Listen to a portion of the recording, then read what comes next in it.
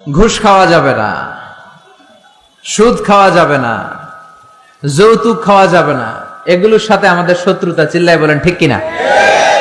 যৌতুক সমাজে আছে না নাই? কত বড় নাদান বাবা, তার কলিজাটাকে দিয়ে দিল।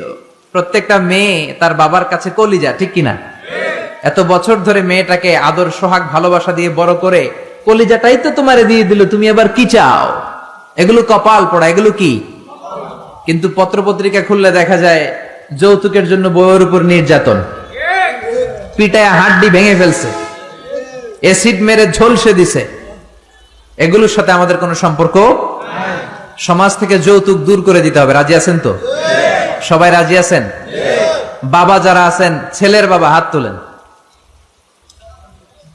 আওয়াজ করে বলেন, হে আল্লাহ, আজকের মাহফিলে হাত তুলে ওয়াদা করলাম আমার ছেলের বিয়েতে 1 টাকাও যৌতুক নিব না, তুমি তৌফিক দাও। আমিন। আর জোরে আমিন। হাত নামান। এখন বিয়ে হয় নাই, এখনো কপালে কেউ জুটে নাই, এরকম ছেলে পেলে যারা আসো হাত তোলো, চিৎকার করে আল্লাহরে ডেকে বলো, আল্লাহ, হাত তুলে ওয়াদা করলাম আমার বিয়েতে 1 টাকাও যৌতুক নিব না, তুমি তৌফিক দাও। আমিন। আর জোরে বলেন আমিন। যৌতুক একটা সামাজিক ব্যাধি, আমরাই পারি এটাকে সমাজ থেকে দূর করে দিতে। কারণ আমি, আপনি, আমরা মিলে এই সমাজ, আমরা সবাই যদি একসাথে দাঁড়াই, একসাথে দাঁড়ালে শক্তি আছে না নাই? অনেকদিন আগে আমি টেলিভিশনে খবর দেখতে দেখতে একটা অ্যাডভার্টাইজমেন্ট দেখেছিলাম। ওই অ্যাডভার্টাইজমেন্টে বলা হচ্ছে, বুঝলাম আমরা একা, কিন্তু সবাই মিলে কি একা? খুব সম্ভবত রবির একটা অ্যাড। বুঝলাম আমরা একা, কিন্তু সবাই মিলে কি একা? সবাই যদি একসাথে দাঁড়ায় তাহলে কি আর কেউ একা থাকে? নিজের মেয়ের বয়সী একটা মেয়েকে বখাটে ছেলেরা রাস্তায় টিজ করে, কিচ্ছু বলে না, সোজা হেঁটে চলে যায়।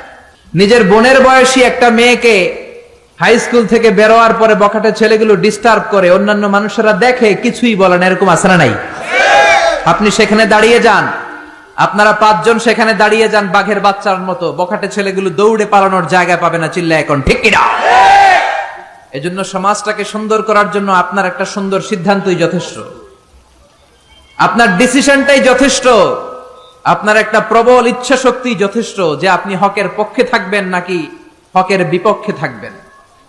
এজন্য আমরা সব সময় হকের পক্ষে না বিপক্ষে? কোরআনের পক্ষে না বিপক্ষে? এজন্য যৌতুক আমাদের সমাজে আমরা হতে দেব, থাকতে দেব, নিতে দেব। যৌতুক খাওয়া অনেক বড় অপরাধ। কুকুরের গোশত খাওয়া যতটা হারাম, যৌতুক খাওয়া তার চাইতেও হারাম। এই যে আমার সামনে মুহাদ্দিসে ইকরাম বসে আছেন, মুফাসসিরিনে ইকরাম বসে আছেন, উস্তাজুল আসাতে যারা বসে আছেন, ওনারাই বলবেন যৌতুক খাওয়া কুকুরের গোশত খাওয়ার চেয়ে বড় হারাম।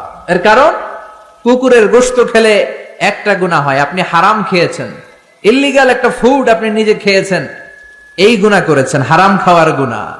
আর যৌতুক খেলে ডাবল গুনাহ। এক হচ্ছে যৌতুক এটা হারাম, হারাম খাওয়ার গুনাহ। 2 হচ্ছে শ্বশুর বাড়ির উপর জুলুম করার গুনাহ। চিল্লায় বলেন ঠিক কিনা? বিশ্বনবী বলেছেন, না যুলমু যুলুমাতুন ইয়াউমাল কিয়ামা, জুলুম কিয়ামতের দিন অন্ধকার হয়ে জালিমের কাঁধের উপর চেপে বসে যাবে।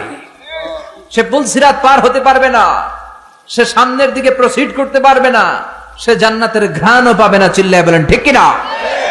এজন্য যৌতুককে আমরা সমাজ থেকে ঝাড়ু পিটা করে বিদায় করে দিব। রাজি আছেন? রাজি আছো মুসলমান? আল্লাহ আমাদেরকে কবুল করে নেক। আমরা পড়ি আমিন।